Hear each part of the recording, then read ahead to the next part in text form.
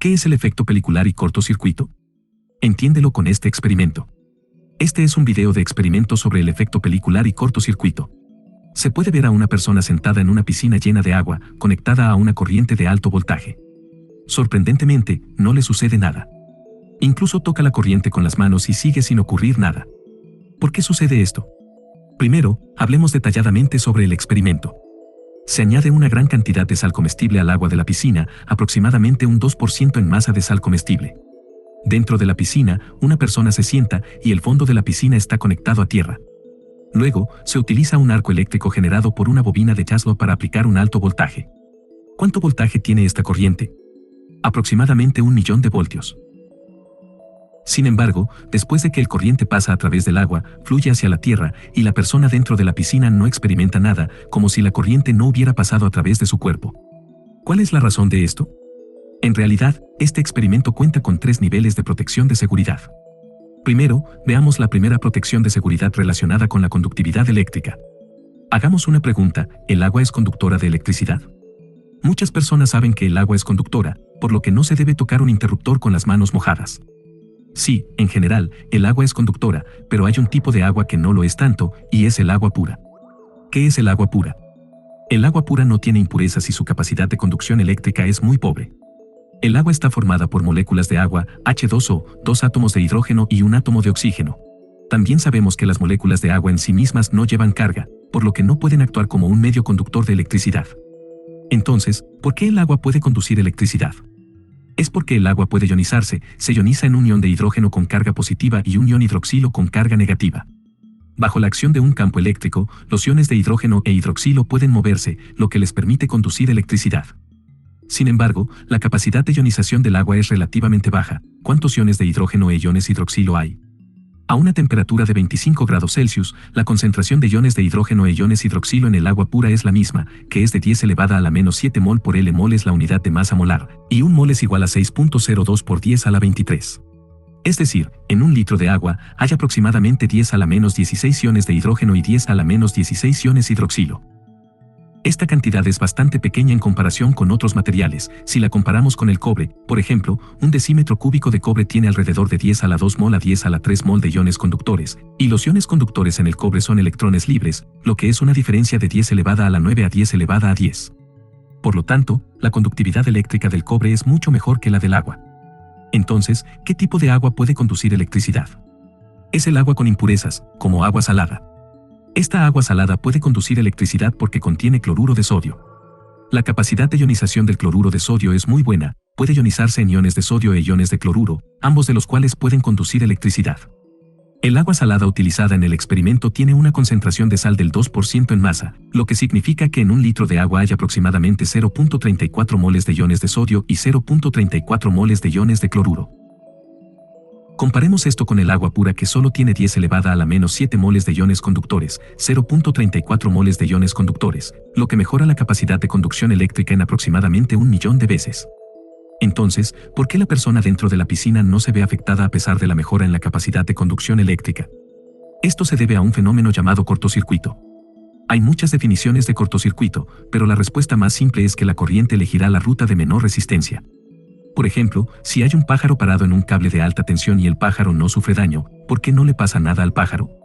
Es porque en comparación con el cobre debajo, el pájaro tiene una resistencia mayor, el segmento de alambre de cobre debajo de los pies del pájaro tiene una resistencia menor. Ahora la corriente viene y enfrenta dos caminos, o bien pasa a través del cuerpo del pájaro y lo electrocuta, o bien pasa por el segmento de alambre debajo, que tiene una resistencia menor.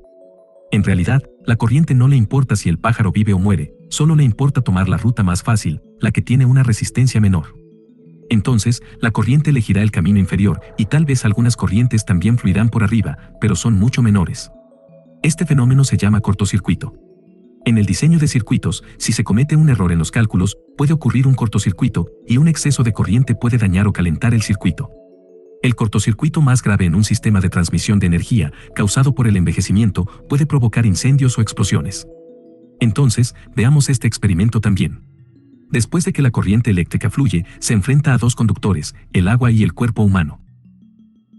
¿Cuál de los dos, el agua o el cuerpo humano, tiene mejor capacidad de conducción?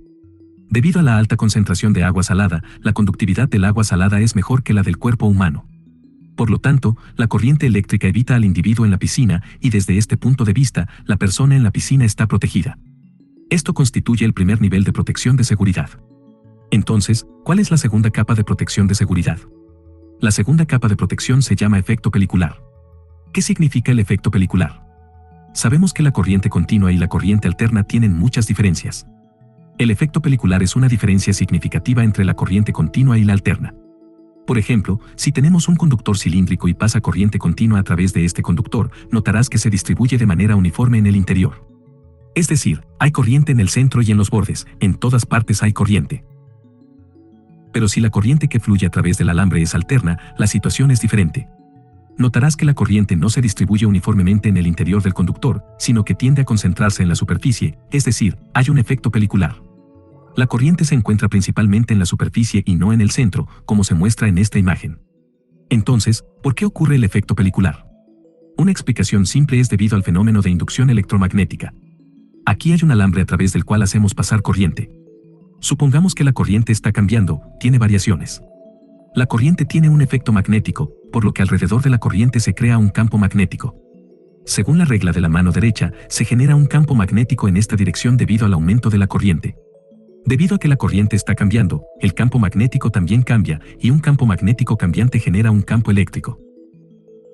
Este campo eléctrico cumple con la ley de Lenz, por lo que en áreas externas sin conductores no se formará corriente eléctrica.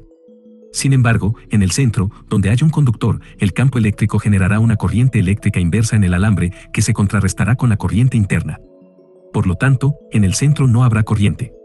Cuanto más cerca del borde, más débil es este efecto, lo que resulta en una concentración de corriente en el borde y la cancelación de la corriente en el centro. El efecto pelicular está relacionado con la frecuencia de la corriente. Cuanto mayor sea la frecuencia, más notable será el efecto. Por ejemplo, en el hogar, la frecuencia es de 50 o 60 Hz, y en este caso, el efecto pelicular no es significativo porque la frecuencia no es lo suficientemente alta. Sin embargo, con la bobina de Tesla que alcanza los 100 kHz, el efecto pelicular es muy notable.